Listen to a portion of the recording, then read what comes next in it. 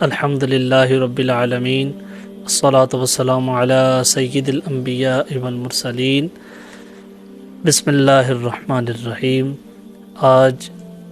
13 نومبر 2022 کو ہم اپنا چوتھا سیشن ریکارڈ کر رہے ہیں۔ آپ کے جتنے بھی سوالات ہمیں انسٹاگرام پر بھیجے گئے ان کے جوابات آج اس سیشن میں دیے جائیں گے۔ جو سوالات سینڈ کیے گئے تھے ان میں سے جو پہلا سوال ہے،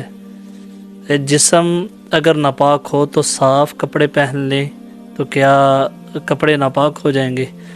کپڑے اس وقت تک ناپاک نہیں ہوں گے جب تک آپ کے جسم پر کوئی ایسی گندگی نہ لگی اور جو جسم سے لگے تو کپڑے ناپاک ہو جائیں، یعنی آپ کا جسم بالکل صاف ہے، غسل فرض ہے، جسم بالکل صاف ہے، کوئی گندگی نہیں لگی کہ جو کپڑوں کے ساتھ لگے گی تو کپڑے گندے ہو جائیں گے، تو کپڑے گندے نہیں ہوں گے، کپڑے پاک ہی رہیں گے۔ تو اس لیے جسم اگر ناپاک ہے، کپڑے صاف پہن لیے تو کپڑے ناپاک نہیں ہوں گے۔ اس کے بعد اگلا سوال کیا گیا ہے کہ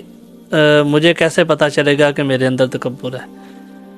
اچھا، یہ جو تکبر ہے اس کی علامت یہ ہے کہ حق بات کو تسلیم نہ کرنا،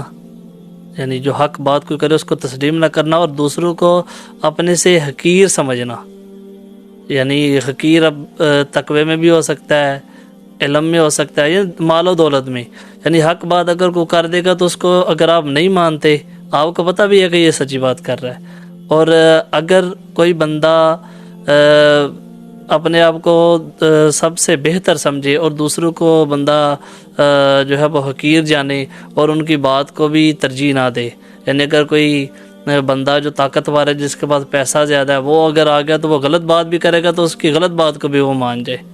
تو یہ تکبر کی نشانی ہوتی ہے۔ اور تکبر جو کرتے ہیں اللہ تعالیٰ ان کو سخت ناپسند فرماتا ہے۔ اللہ تعالیٰ نے فرمایا ان اللہ لا يحب كل مختال فخور، یعنی جو لوگ تکبر کرتے ہیں اللہ تعالیٰ ان کو ناپسند فرماتا ہے۔ اور حدیث شریف میں رسول اکرم صلی اللہ علیہ وسلم نے ارشاد فرمایا کہ جس کے دل میں ذرے برابر بھی تکبر ہوگا نا، ایک ذرے کے برابر بھی، تو وہ جنت میں نہیں جائے گا۔ تو اس لیے تکبر بہت بری چیز ہے، اس سے بچیں۔ اگر آپ حق بات کو تسلیم نہیں کرتے اور دوسروں کو اپنے سے حقیر سمجھتے ہیں کسی بھی معاملے میں، اگر کوئی امیر آدمی آ جائے تو اس سے آپ ایسے بات کرتے ہیں جیسے اگر وہ ناحق بات بھی کرے تو اس کو بھی آپ تسلیم کر لیتے ہیں، تو یہ چیز جو ہے وہ تکبر میں آتی ہے۔ اگلا سوال کیا گیا ہے کہ کیا جوڑے آسمانوں پر بنتے ہیں؟ ہاں جی، ہر جو کام ہے وہ آسمان پر ہوتا ہے، یعنی اللہ نے تقدیر میں لکھ دیا ہے جو کچھ ہونا ہے۔ اب یہ نہیں ہے کہ بندہ یہ سوچ لے کہ تقدیر میں اب ایسا ہی لکھا تھا، آپ ظاہری اسباب کو لازمی اختیار کریں۔ اگر آپ نے کہیں بھی رشتہ کرنا ہے یا دنیا کا کوئی بھی کام کرنا ہے، آپ نے ظاہری اسباب کو اختیار کرنا ہے، اور اپنی طرف سے آپ نے کسی بھی کام میں پوری تحقیق کرنی ہے، اور اس کے بعد پھر آپ نے کوئی فیصلہ کرنا ہے۔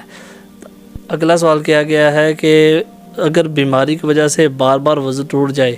یعنی اتنے جلدی وضو ٹوٹ جائے کہ نماز بھی مکمل نہیں ہوتی۔ اچھا، ایسا ہوتا ویسے بہت کم ہے، لیکن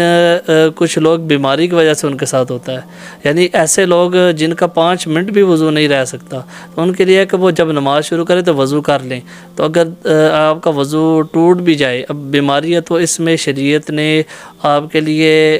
عذر رکھا ہوا ہے، یعنی آپ کو عذر قبول ہوگا بیماری کی وجہ سے، تو آپ اپنی نماز کو مکمل کریں، ایک نماز کے لیے ایک وضو کر لیں، اور اگر وضو ٹوٹ بھی جائے اب یہ بیماری ہے تو شریعت نے اس کی اجازت دی ہے کہ آپ اپنی نماز کو مکمل کر لیں۔ اگلا سوال کیا گیا ہے کہ کیا سید کا غیر سید سے نکاح ہو سکتا ہے؟ دیکھیں، سید کا غیر سید سے نکاح ہو سکتا ہے، نہ تو قرآن میں اس کی ممانعت ہے، نہ حدیث میں اس چیز کی ممانعت ہے، نکاح ہو سکتا ہے، بالکل یہ جائز ہے۔ اور کیونکہ دیکھیں عورت سے نکاح 4 چیزوں کی وجہ سے کیا جاتا ہے۔ حدیث میں رسول اکرم صلی اللہ علیہ وسلم نے ارشاد فرمایا کہ عورت سے نکاح 4 چیزوں کی وجہ سے کیا جاتا ہے، اس کے مال، اس کے حسن، خاندان اور دینداری کی وجہ سے۔ تو آپ دینداری پر فوکس کیا کرو کہ وہ دیندار کتنی ہے، تو اس لیے دینداری پر فوکس کرنا چاہیے۔ اور یہ سید کا غیر سید سے نکاح ہو جاتا ہے، اس میں شریعت میں کوئی ممانعت نہیں ہے۔ اگلا سوال کیا گیا ہے کہ کاروبار کے لیے کوئی بہترین وظیفہ بتا دیں۔ اچھا، کاروبار کے لیے رسول اکرم صلی اللہ علیہ وسلم نے ارشاد فرمایا کہ کوئی چاہتا ہے اس کا رزق زیادہ ہو جائے، وہ اپنے رشتہ داروں کے ساتھ حسن سلوک کرے۔ جو پہلے رشتہ دار آتے ہیں اس کے والدین، بہن، بھائی، بیوی، بچے، پہلے ان کے ساتھ پھر دوسرے آگے رشتہ دار آتے ہیں، تو اپنے رشتہ داروں کے ساتھ حسن سلوک کرے۔ اور دوسرا جو وظیفہ ہے کہ نماز فجر کے بعد سبحان اللہ و بحمدہ سبحان اللہ العظیم، یہ والی تسبیح پڑھا کرے، تو اللہ تعالیٰ آپ کے رزق میں برکت فرمائے گا۔ اس کے بعد اگلا سوال کیا گیا ہے کہ گر داماد بننا اسلام میں جائز ہے؟ دیکھیں، اسلام میں اس چیز کی ممانعت نہیں ہے۔ اب اس چیز کی جو دنیاوی چیز ہے، آپ تھوڑا سا اندازہ لگائیں کہ کوئی ایسا شخص ہے یعنی جس کی 5 بیٹی ہیں، اب 4 بیٹی کی اس نے شادی کر دی ہے، اب والدین بھی بوڑھے ہیں، تو اگر اس بیٹی کا جو خامند ہے، اب خامند کے 4-5 بھائی ہیں، ان کے گھر کا نظام چل جاتا ہے، تو اگر وہ لڑکا اگر اپنے سسرال میں رہتا ہے تو اس میں شریعت میں کوئی ممانعت نہیں ہے۔ اگر لڑکی پر یہ لوگ کہتے ہیں کہ ساس سسر کی خدمت کرنا لازم ہے، تو پھر وہ لڑکا بھی اگر اس طرح کے معاملات بن جائیں تو پھر لڑکے کو بھی چاہیے کہ ان کا ساتھ دے، تو اس میں کوئی ممانعت نہیں ہے، نہ شریعت میں اس کو منع کیا گیا ہے۔ اگلا سوال کیا گیا ہے کہ کیا عورتوں کا ختنہ کروا سکتے ہیں؟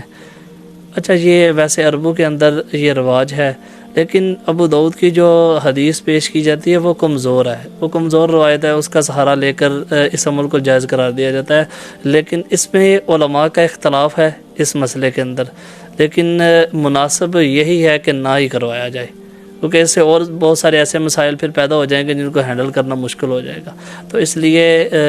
یہ میں یہی سمجھتا ہوں کہ یہ جائز عمل نہیں ہے، اس سے بچنا ہی بہتر ہے۔ اس کے بعد اگلا سوال کیا گیا ہے کہ کیا مسلمان ہونے کے لیے ختنہ کروانا لازمی ہے؟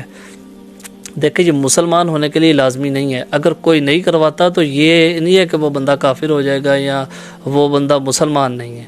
دیکھیں، یہ فطرت میں سے چیزیں ہیں، جیسے رسول اکرم صلی اللہ علیہ وسلم نے 7 چیزیں بتائیں، یہ فطرت، جیسے داڑھی اور اس کے بعد یہ ختنہ کروانا، یہ فطرت میں سے ہے، اگر کوئی کروائے گا تو یہ سنت عمل ہے، اس کا ثواب ملے گا، اگر کوئی نہیں کرواتا تو وہ تارک یعنی سنت کو ترک کرے گا، تو اس لیے یہ شرط نہیں ہے کہ آپ ختنہ ہوگا تو پھر ہی وہ مسلمان ہے، ادروائز وہ نہیں مسلمان، اس لیے یہ جو ساری چیزیں ہیں یہ فطرت میں سے ہے، اگر کوئی نہیں کرتا تو وہ مسلمان ہے لیکن اس کو سنت پورا کرنے کا ثواب نہیں ملے گا۔ یہ نہیں ہے کہ اگر کوئی غیر مسلم ہے، یعنی اس نے بڑی عمر میں 30 سال کے بعد 35 سال کے بعد اس نے اسلام قبول کیا، اب یہ ضروری نہیں ہے کہ وہ